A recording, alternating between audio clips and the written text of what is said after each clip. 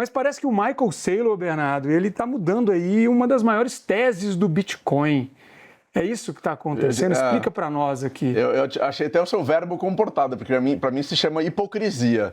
A pauta poderia ser hipocrisia do Michael Saylor. Nossa, tá bravo com o Michael Saylor. Tô chateado, hashtag chateado. Pronto, porque explica por quê. O maior investidor público de Bitcoin do mundo, que é o Michael Saylor, tem mais de 800 mil Bitcoins, valendo mais de 50 bilhões de dólares.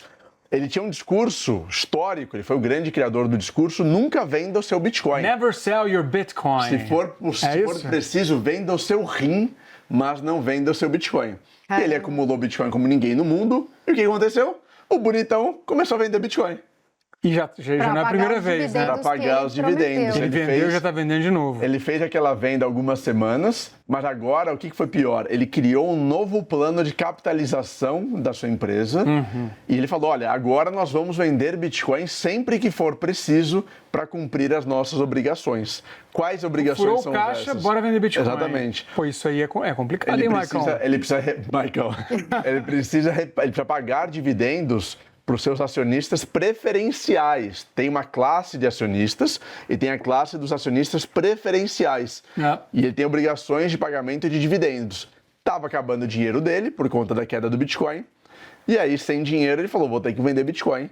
E agora, não só vendeu, como ele criou um plano de vendas e um plano de a desalavancagem da sua empresa. O grande problema para o mercado foi esse. Olha, quem disse que nunca venderia, o cara falou começou a vender. Tá fazendo isso institucionalmente é ruim para ele. Mas assim, o mercado de cripto não amadureceu muito nos últimos anos.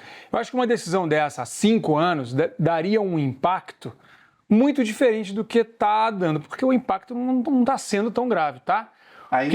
Se bem que está consistentemente caindo, estamos no inverno cripto, né? Eu concordo com você que o mercado está mais maduro e agora você tem a compra dos institucionais. O grande problema é que ele tem a maior quantidade de bitcoins do planeta. Então a pressão vendedora que esse cara pode causar no mercado é colossal. Se ele precisar, se o Bitcoin continuar caindo cada vez mais, ele não vai ter dinheiro para para pagar dividendos aos acionistas.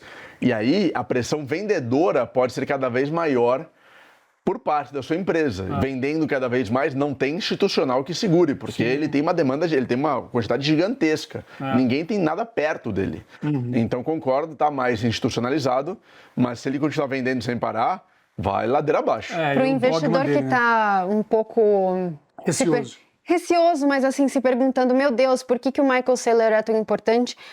Acho legal também só dar uma explicada. Ele foi a primeira empresa chamada Treasury Company. Então, ele pegava dinheiro emprestado, comprava Bitcoin e falava que nunca ia vender. Enquanto o Bitcoin estava subindo, ele continuava fazendo isso. Pegava cada vez mais emprestado e comprava cada vez mais Bitcoin. E o preço médio dele era em torno de 77 mil, né? Se alavancando cada vez mais. De repente, o Bitcoin cai abaixo desse preço que ele comprou e ele é obrigado a pagar juros e dividendo em cima desse dinheiro que ele pegou emprestado. E ele é o maior detentor, o único, né, de Bitcoin. Então, por isso que isso é tão importante para o preço do Bitcoin. É aquela história, né?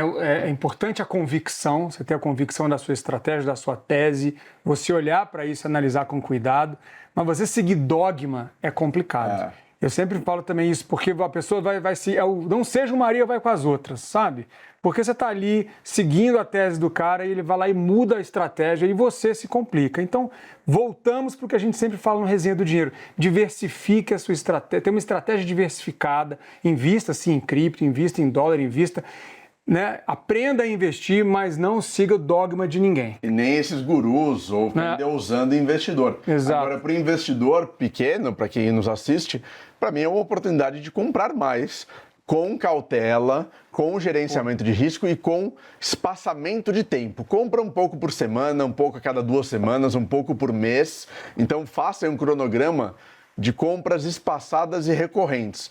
Eu acho que é interessante o patamar de preço. Se cair mais, você pode comprar mais, sempre olhando aí para longo prazo. No mínimo 4 anos é o horizonte que todo mundo deve mirar. Isso é muito Bitcoin. Acima de tudo, quando você tem um investidor que é um dos maiores investidores, que diminui a posição dele e vende, o mercado como um todo, o técnico do mercado fica muito mais limpo, né? Você tem uma posição mais pulverizada e isso é bom para o ativo. Sim. E assim, antes de chamar o papo do investidor, isso que o Bernardo falou é muito importante, porque a gente fala muito sobre cripto e muita gente entra no compra e venda. Vou comprar aqui, subiu, vou vender, fica no trade, ok, se você faz isso. Mas olhe para a estratégia de cripto para o longo prazo também, né? A gente já falou que é a oportunidade da tokenização da economia, dos criptoativos.